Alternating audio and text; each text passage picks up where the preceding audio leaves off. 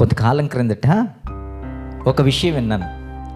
బీదలకు సహాయం చేస్తున్న ఒక సేవకుడిని ఒక గొప్ప సేవకుడు ఒక ప్రశ్న అడిగాడట. ఏమని అడిగాడంటే, నువ్వు సేవకు వచ్చావా లేదా చారిటీస్ చేయడానికి వచ్చావా అని అడిగాడట. అంతలోపు ఆయన ఆలోచించుకొని, నిజమే కదా, నేను సేవ చేయడానికి వచ్చాను కదా, ఇవన్నీ నాకెందుకు, బీదలకు సహాయం చేయడము, బీదలను ఆదరించడము, వారి కొరకు ఇదిగో నేను నా కష్టార్జితాన్ని కానుకలను వారికి ఇవ్వడం ఎందుకని ఆయన ఇక మీదట సహాయం చేయకుండా మానేసుకున్నాడట. ఎందుకంటే నేను సేవ చేయడానికి వచ్చాను కదా, అందుకు నేను పిలువబడ్డాను కదా, ఇక ఇదే నేను చేస్తానని ఆయన ఇక సహాయం అన్నటువంటి ఆ పదానికి చోటు లేకుండా సేవలో నిమగ్నమైపోయాడట. మీరు ఆలోచిస్తున్నారా? అసలు సంఘానికి ఉండాల్సిన మినిమం బాధ్యత, ప్రాథమిక బాధ్యత ఏంటో తెలుసా?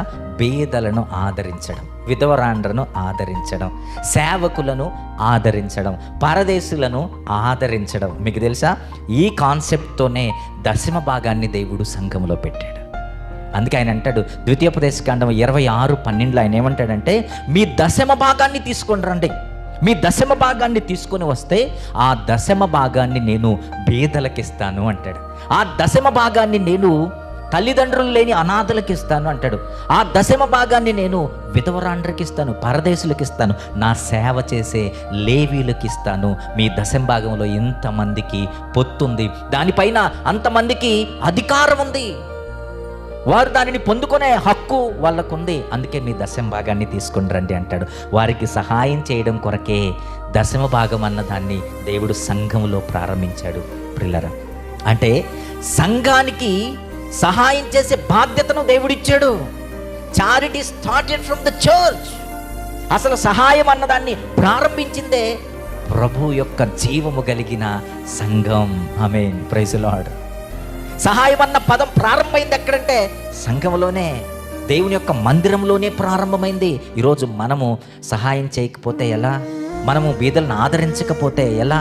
మనము మినిమం బాధ్యతను కోల్పోతాం కదా. దేవుడు మన పైన పెట్టిన ఆ బాధ్యతను మనం నెరవేర్చకుండా పడిపోతాం కదా. అందుకే మిషనరీస్ వారి దేశాలను వదిలిపెట్టి ఇతర దేశాలకు వెళ్ళిపోయి సేవను చేస్తున్నారు, అనాథలను చేరదీస్తున్నారు, ఇదిగో విధవరాండ్రకు సహాయం చేస్తున్నారు, తల్లిదండ్రులు లేని అనేకుల కొరకు విద్యా సంస్థలు స్టార్ట్ చేస్తున్నారు, ఆశ్రమాలను స్టార్ట్ చేస్తున్నారు.